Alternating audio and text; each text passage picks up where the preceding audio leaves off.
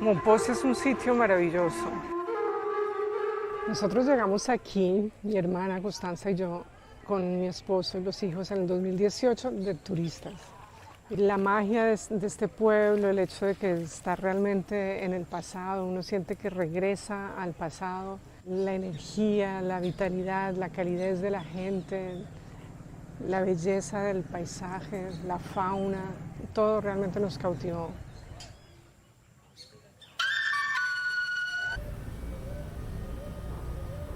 Ximena Escobar de Nogales is the director and co-founder of Casa Taller El Boga, a cultural foundation with arts residency and community engagement programs in the World Heritage town of Mompox, Colombia. She is an impact advisor, part-time writer, and volunteer tutor in prison.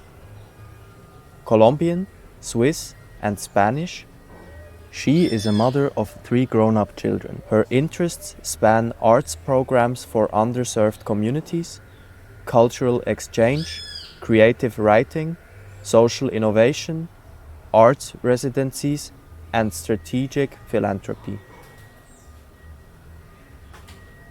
All right. Hey, Ximena. Thank you so much for Hello. taking the time. How are you doing? Pleasure to see you and to hear you. I'm very well in the heat of Mompox, 38 degrees. Oh, wow. Yeah, maybe a little bit of context. When I was traveling in Colombia, Ximena was willing to take me on in her project in Mompox in El Boga, which we are going to talk about a little bit today. And yeah, so I spent around 1 week there, and it was a really interesting experience. So yeah, maybe do we want to start a little bit with your background? You are from Colombia, and how, yeah, where you're from, what your journey has been so far. Well, I was born in Colombia from a Colombian father and a Spanish mother, so that also gave me the Spanish nationality. But then many years later, at 25, I went to live to Washington as an exchange student with my university in Bogota. And I went to Georgetown University and met a Swiss, a Bernese, with whom I have been ever since. And that's also what got me the Swiss nationality. So I happen to have now three passports, which he always complains because he only has one. I grew up in Bogota, but we did move at one point to Washington with my parents, and my father worked for a while with the government, and that's where I picked up English. And then we returned to Colombia. He worked in the public sector. He was a mayor. He was of the city of Cali. And I think he was very socially engaged and Yeah. believed a lot in public education, access to healthcare, to recreation, for vulnerable communities. And then somehow, I mean, I'm one of 4 siblings. We're 4 sisters, and I think we all pretty much became quite engaged. Not only he, my mother too, was very socially motivated. So perhaps to speak of this project, 5 years ago, yes, it was 2018, we came to visit this town of Mompox, which is situated about 5 hours into the interior of Colombia from Cartagena, which is perhaps a port more known to foreigners. It's along a river called the Magdalena River, which is a very large river that does more than 2,500 kilometers or so across Colombia. And the Mompox was at one point in the colonial times an important port, and it's an incredibly well-preserved town. It looks like it was somehow fixated in time, so frozen in time. As Jonas knows, it's a small town which was declared UNESCO World Heritage, I believe, in 1995 or so.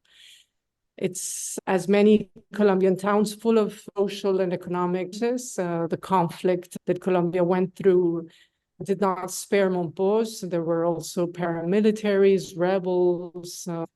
Today, it's a very peaceful town, but it does have inequality, teenage pregnancy, poverty, unemployment, everything you have to deal with. We're very optimistic that the new mayor seems to be he's a young man, very engaged, very.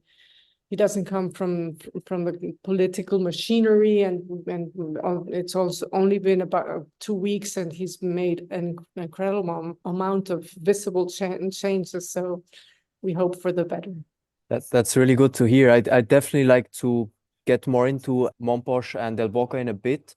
I'd also be really curious to hear about your experience of growing up in Colombia during these years of conflict, and maybe if you could also share like the recent changes with Petro and the peace accord and so on. Just how the situation changed basically in your lifetimes. Big question, but okay.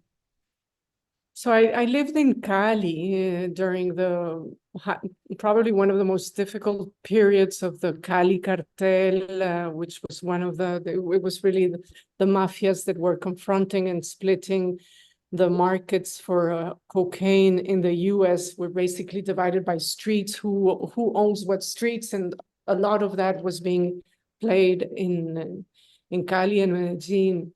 I think as a child, I didn't quite realize what was going on.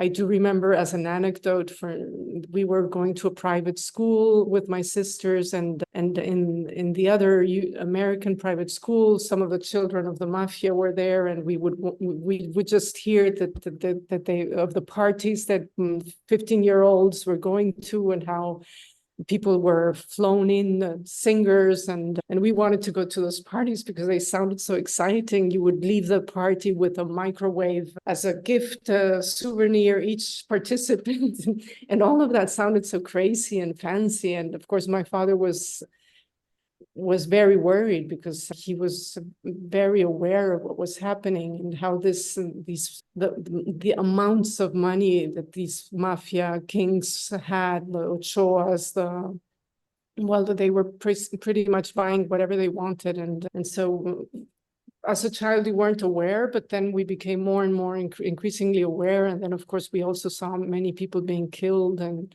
on the streets, and in Cali, Bogotá, Medellin, and it became quite worrying. And those who opposed these powers were also they were targets of the mafia. So my father too became he was threatened at several moments, and so we became aware that this was not just funny or or was not funny at all, and it became a different reality for us. It's interesting that nowadays when people ask, my name is Escobar, so of course people tend to think, oh, related to Pablo, and there's always the constant joke, and a joke that irritates me increasingly and when people ask about the connection to Escobar. But what I lost track, I was going to say that when people now ask whether one has seen Narcos and all these series of TV series about the drug cartels, I have not seen them. I cannot stand them because I feel that they were exactly what I was having at the background. So I feel I can't, this was not fiction for me. I understand the value. Go ahead and make those films. I don't need to see them. And my nephew once said, and I thought that was brilliant, he said, I haven't seen them because I saw the original and I didn't like it, he said. So I thought, exactly, I saw the original, I witnessed it, I don't need to see the remake of something that was not fiction. So yeah, it was challenging times, but I think that human resilience is so that you get used to whatever. And I think I only realized years later when I arrived in Switzerland, recently married, and I had nightmares, and I would wake up in the middle of the night screaming, something my husband still remembers. And I do think we had, as any Colombian, we just had a lot to process, because there were many. Some of them we lived quite close. I remember once we were going to go to school. This was already in Bogotá. We were ready to go to school, and we heard the most horrible gun shots. I don't know how you call them in English. The machine guns, the ones that go Yeah, machine guns. right in front of our house, and And my father went to the terrace to watch, to see what was happening. My mother was screaming, "Don't go to the terrace." And then we went downstairs because we were really about to go to school. And we heard my father at that time was the Minister of the Interior. So he had bodyguards that were downstairs and were waiting for my father. And actually, what happened was that there was an attack, a rebel attack against the embassy of Israel that was next door to our house. And they were firing they tried to attempt again, to kill the ambassador of Israel. I think that's what they were targeting.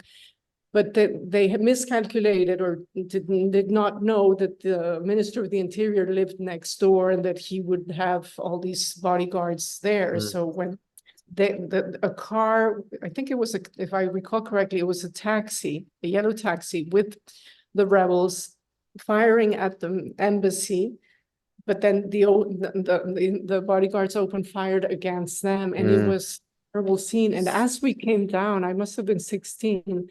They were all, how do you say, just they were so proud, these bodyguards, because they were not injured and they had injured the others. Yeah. So kept, how do you say, just being very, very explicit about how they had hit them and that they wouldn't blast. And I remember I arrived at school and I was still very nervous. Of course, yeah.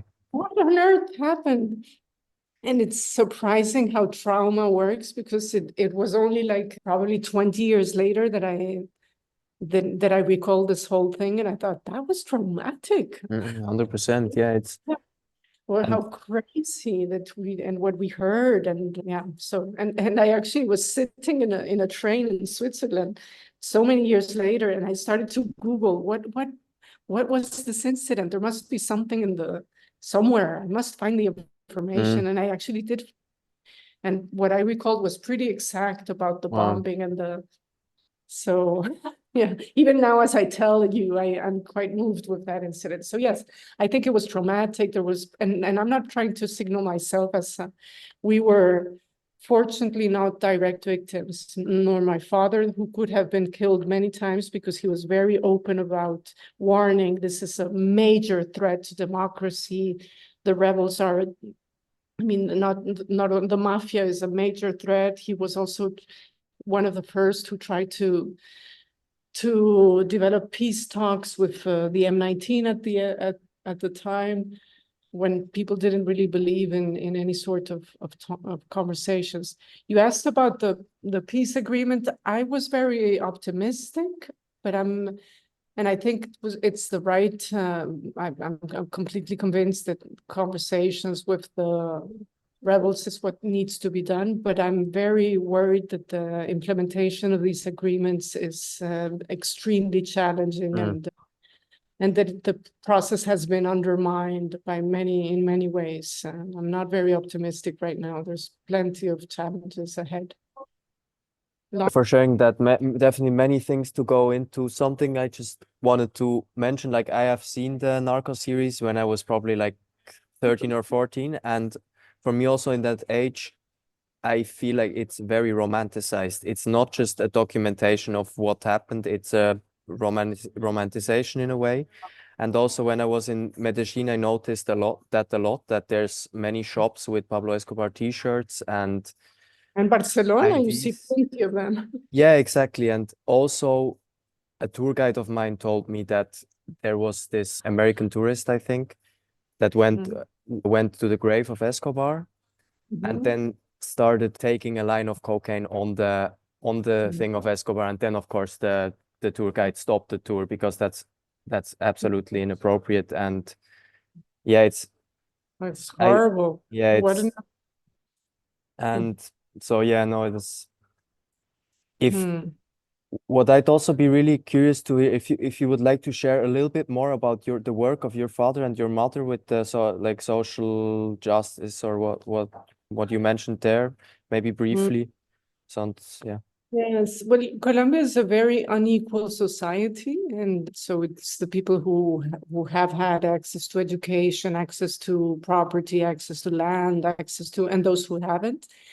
And my father came from a relatively simple origin, and in Cali, but I think he had a big heart, and he was always very worried about opportunities, granting about being fair and about treating people with fairness and giving them access to education, healthcare, and I think my mother came from a very different background. Her family was of Spanish origin. They had lost a fortune during the Civil War, the Spanish Civil War.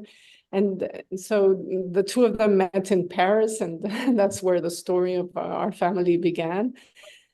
But I do think my mother always insisted on treating people like the domestic employees with enormous fairness. She always made sure that if a woman who arrived at her house to work as an employee, that she would have some sort of access to some further education, for instance. And my father would critique her, saying, like, the moment we have a good maid, you have to help her become a nurse or something, then she leaves. Yeah. So graduating them. Yeah. But I mean, he critiqued it, but he found it, I'm sure, good. So I think we did, all of us have some sort of example about the importance of being, yeah, fair and help and the solidarity and yes. And I think probably that inspires in a way, maybe in many ways, the foundation work. And I think yeah, back to Mompox, it's interesting that it has the same flag of Switzerland, by the way, and my husband, my Swiss, my only husband, but my Swiss husband said he wanted to come to Mompox for the longest time. He kept saying this must be a beautiful town. So that's how we ended up coming in 2018. And he and my sister, we came together, and they started to look around for a house, I must say that initially we weren't really sure what we wanted, but we both would say we're more in the cultural management space, and so we wanted to do something with arts and a tourism which is respectful of the communities, of the local know-how, of the local traditions and art crafts, and we wanted to make it in a way, bring people, artists from abroad and from Colombia, who would learn about the traditions here, the handicrafts, and an exchange would occur in the house, and that's what is happening, and makes me very proud and happy to see that. Yeah, we've had 52 artists in residence in 4 years, 12 of them from abroad.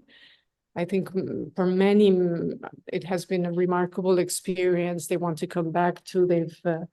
It's multidisciplinary, so people come from photography background, dance, music, ceramics, painting. So all of these fields, and we try to make sure that they meet the local leaders in those areas, knowledge holders, so to say, and an exchange happens. And yeah. If you would like to also share a little bit of the scope of the project, like I also was like stunned by the location and also the building. How could one that listens to this imagine El Boga? We're preparing. We have this nice video that I will hopefully share with you soon. It's a 3-minute video that shows a bit the location and some activities.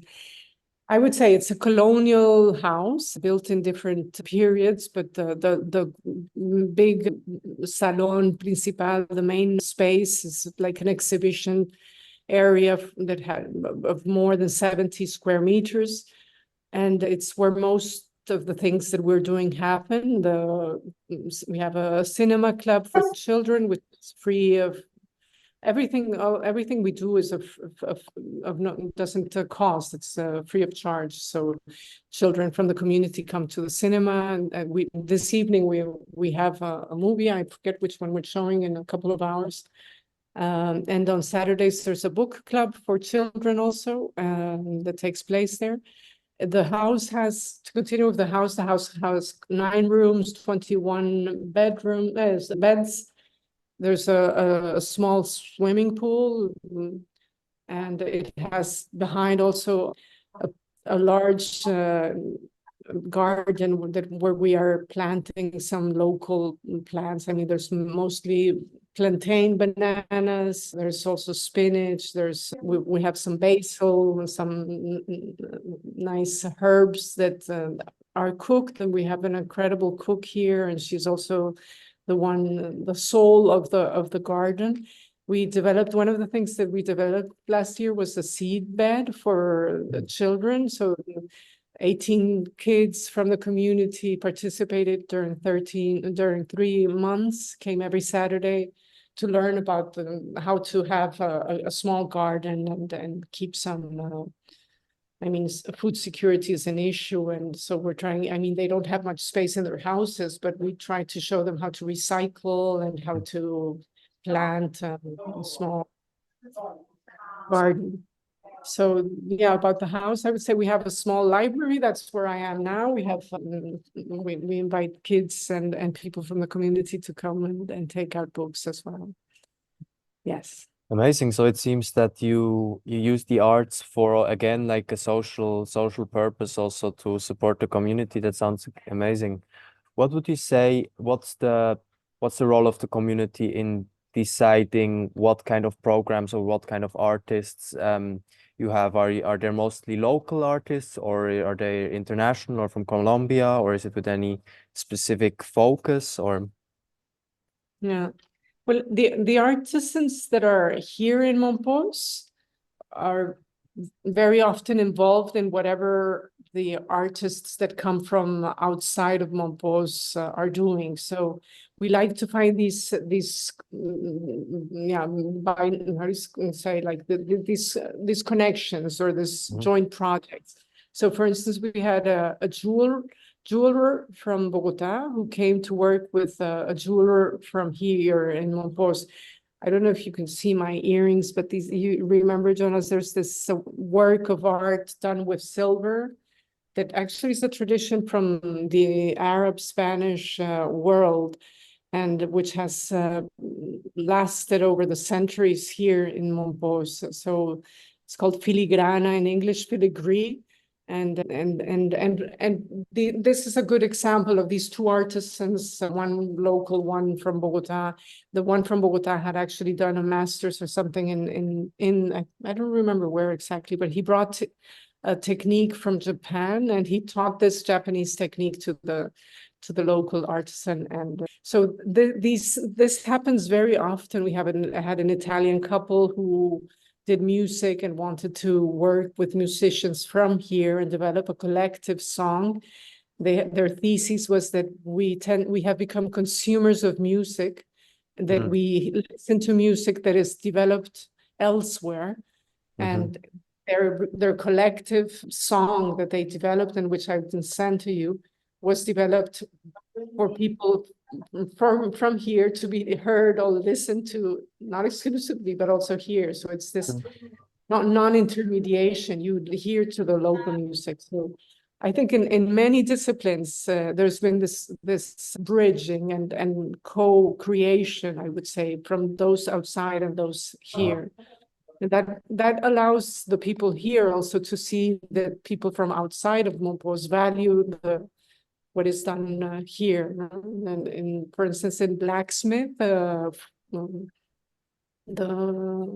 Schmiede, I think you call it in German, no? The artwork of or the Forja here, which is a tradition also for centuries. And we brought some artists from abroad who worked with the artists here.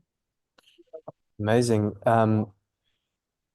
What I would be curious to hear also about, are there any indigenous communities in the area of Mompox or near? And also, what is the ecological situation in Mompox, also in connection to these indigenous populations? indigenous communities close by. I could be wrong, but I don't think there's. I mean, there's obviously in Santa Marta, in the Santa Marta region. But interesting enough, this place, Mompox, the word Mompox comes from an indigenous community. So I'm afraid that they are descendants of, but that an organized indigenous community in the area doesn't exist as such. I think that the population here is very mixed. So you have mostly, I would say, Afro descendants mixed with indigenous descendants, and the combinations have gone so many centuries that I think it's interesting that you wouldn't be able to. But I think it's an area that I haven't myself personally researched much, so I don't really know, to be honest. The Raizal is what we call people from an African descent, a more pure, if you wish, maybe I shouldn't use that word, but more direct lineage from Afro-Colombians. But I don't. There are less than in a population like Cartagena, where I see. Yeah. but it's very there's quite a mixture here, and there's interesting enough there were also some waves of migrants from Turkey, for instance, in the area. So from quite a long time ago. But Yeah. I would be interested in knowing more, and I should research on that. On the environment, the situation is quite catastrophical, and it's an area that we're very worried about. There's contamination in the Magdalena River, which is extremely sad. I mean, to the point that people don't swim there, or very few do so. I have done it, but you really don't feel that it's clean or safe. And that river is born. I mean, it starts way into closer to the Bogota, in that area, and it gets contaminated by industries and by households, and by the time it goes out into the ocean, it's quite dirty, and here in the area it's quite contaminated, and still it does contain fish. It does provide livelihood for many communities along the river, but there's a waste management. I mean, solid waste management. There's also a lot of just dirty water that goes into the river. And I think it's related. Contamination is also related to corruption. There have been intents of purifying the water before it returns to the ocean, to the river. But I mean, like I believe that the plant that was constructed here in Mompox to purify water, I don't think it's working. So I don't know what. So recycling does take place in a very improvised manner, and those who live from recycling, I mean, they basically go through the garbage and try to find what is. So here in the house, I think we're among the few that are separating what can be used, and we have a woman who comes here every 15 days. She's one of these recyclers who are very vulnerable population. They come from they make their living from that, and they take the scrap that we have separated, and she's actually quite grateful that we separate things for her. It doesn't really take much effort. One wonders why it's not done systematically. What also just what I remembered when I had like a 24-hour bus ride. I went to the bus in Bogota, and Bogota is quite cold, maybe like 10-15 degrees. And I was in the bus for maybe 24 hours, and I came out in Mompox and it was like 40 degrees or something like that. It was so warm. And I'm not sure if you can speak to that, but I'd also be wondering about climate change and the predicted impacts of that. Which is probably more of an exploration, but it's a very sad topic, actually. And my son Alan is doing a master's right now in environmental studies in Geneva, and he's been here several times. He loves this place, and every time they show a map to indicate some new problem another problem of climate change. He's always pointing at Mompox and looking at it and very worried. And unfortunately, all studies indicate that this is a red zone and that not already it's incredibly hot. So right now we're in summer. The El Nino phenomena is right now hitting very strong here. The river's level has decreased, and that affects obviously agriculture. We don't remember we have a well here. The well is practically dry. The river level has gone so low. So I think I'm afraid that the science indicates that this is very dire state of this area. So I have hope in your generation, Jonas, and I'm putting a pressure on that you find ways in which we can avoid that catastrophic doom scenarios that seem quite unavoidable actually at this stage, but it doesn't look good. It also takes all of us. It takes the young, it takes the generations that are in power. It takes the old, it takes everyone. But I definitely resonate with that mission. I understand it was us, our generation, and the previous ones who destroyed it, and it's not fair to say now you save it, right? I'm aware of that. And I think the hope is in the children also, in the younger generation. So we're trying also to through, for instance, this training with young children, showing them how to protect, recycle. Yeah, it's very, very small drop of water, but there's definitely a cultural shift, like especially in the young people. It's basically for many people it's one of the topics they think about the most, I would say, which is good, but is also worrying in a way. But maybe as an more positive ending, if you would like to think a little bit about the future of El Boga and your work. Also, maybe if you could briefly go into your work in Switzerland, because you're also doing really interesting work in Switzerland. And just hopes for the future in that sense. What projects are you excited about, and maybe interesting artists that come up or something? Well, one of the things I'm proud of here in this house is that while this house is a beautiful house that looks like a boutique hotel of Mompox, I heard a conversation between two kids, and one was saying, "Come, we're going to go to the cinema in this house," and the other one telling him, "That's for the rich people. That those hotels for the rich. We're not welcome there," he said. And the other one said, "Oh, we're welcome here. Come and I'll show you. This is an open house." And I thought, like, yes, yes, it is indeed a nice looking house, and it's. But it's not a boutique hotel, which I couldn't imagine managing one, and I would be a disaster because I couldn't make for that. But I am proud of having an open house and not contributing to endless gentrification and getting the community out of the old town. So I'm proud of that.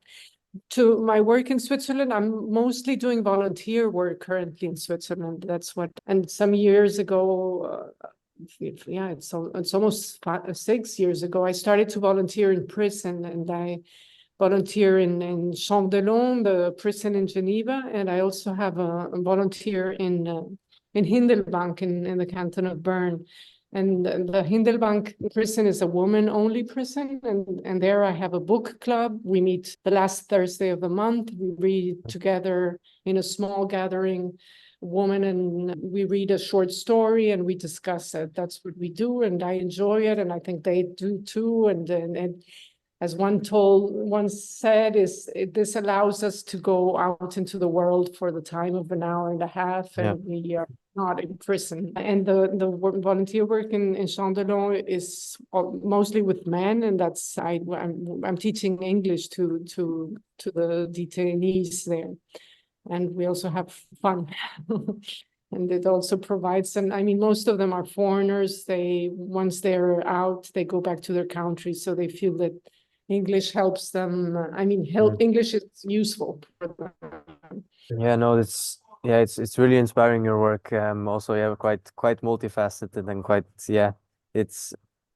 I just I'm also actually remember. grateful that somebody like you is interested, I think that's fine. And I was very moved with your interest in Mompox and also in all the social and political situation and social justice issues in Colombia and in general. I just hope that you guys of your generation don't feel too burdened to solve all these things that we haven't been able to solve. Yeah, no, it's complicated situation. That you enjoy the party while we're here in this world as well. Yeah, because also like I just remembered when on this small boat thingy on the Magdalena River there was this community project from El Boga, and this work is like it helps. It is somewhat a response to the social and environmental issues in a way, but it's also fun. It's like